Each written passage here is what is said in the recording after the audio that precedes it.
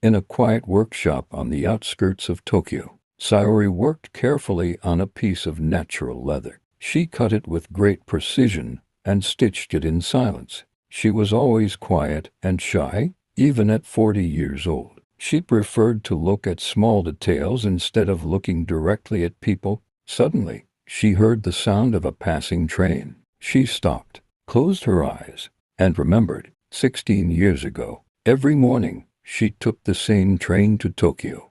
The journey lasted exactly 30 minutes. She always sat in the same seat, and in front of her, there was Kenji. He was a young man with calm eyes. He usually held a book, but he did not read much. His eyes often moved toward her. Sayori could feel his quiet glances, like a soft breeze. So, she always looked down. At that time, she dreamed of becoming a shoe designer, and somehow, his black leather shoes became the most important detail in her world. She watched them every day, the way they shined, the way he moved his feet nervously when she looked in his direction. In the dark tunnels, she looked at the train window. There, she could see his reflection. That reflection became their silent meeting place. No words, no conversation, only the sound of the train moving on the tracks. For 6 months, this was their world. A quiet world, a private world, full of words that were never spoken.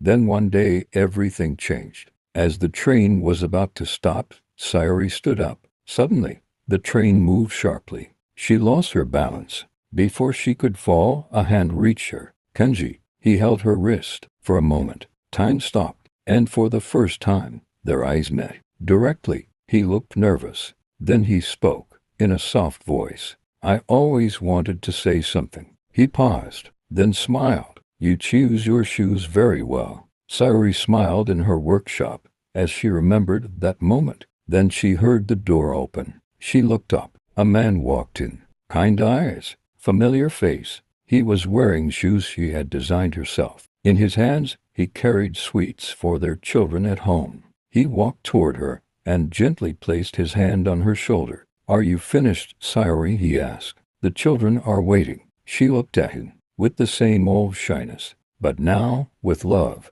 because Kenji was no longer just a stranger on a train. He was her home, and sometimes the quietest stories become the most beautiful ones.